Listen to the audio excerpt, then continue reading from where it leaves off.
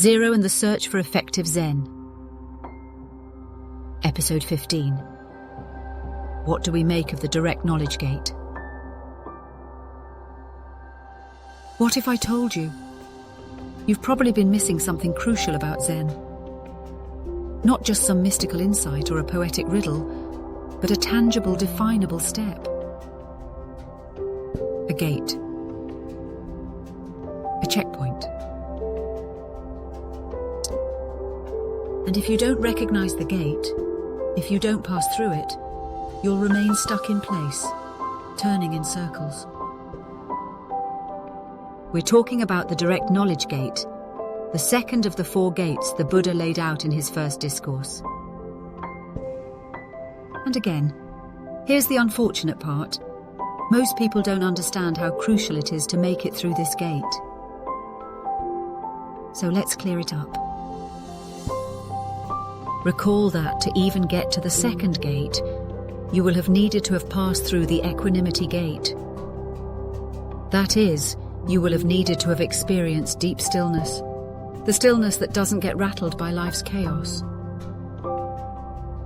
But once you have touched that stillness, or have had the stillness touch you, a new question arises. How do you replicate it? How do you call up stillness in those moments when life smacks you in the face? Enter the notion of frameworks and the direct knowledge gate.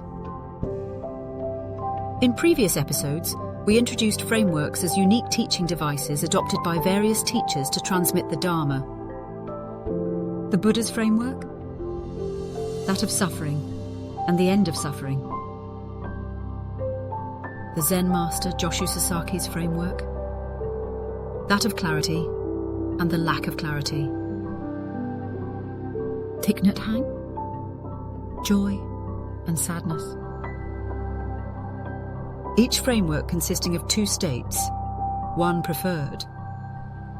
And the direct knowledge gate represents the need to completely understand and embrace one's teacher's framework.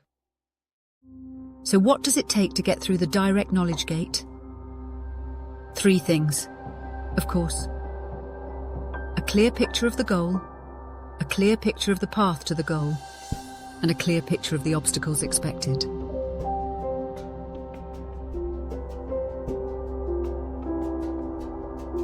The goal? To fully grasp one's teacher's framework, not just as an abstract idea, but as a lens through which you see everything.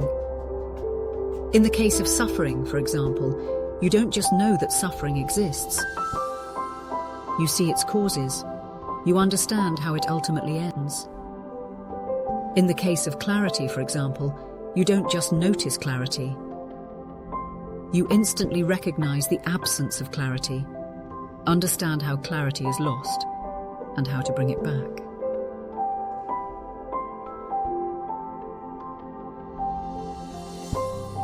And a clear picture of the path.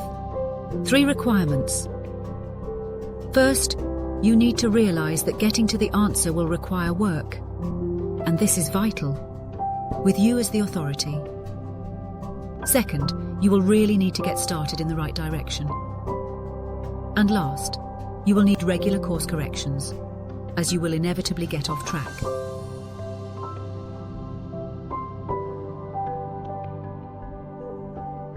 And a clear picture of the obstacles? There are 3. What we might call frenzy, what we might call disinterest, and what we might call doubt. In short, we need to recognize those times when we're either chasing our tails, just not trying, or telling ourselves it can't be done. So what's the takeaway? If we had to sum up this second gate with a simple directive, it'd be this. Strive to fully grasp your teacher's framework. 2 gates down. 2 to go. And the next one? Self-awakening. It might just shake everything up.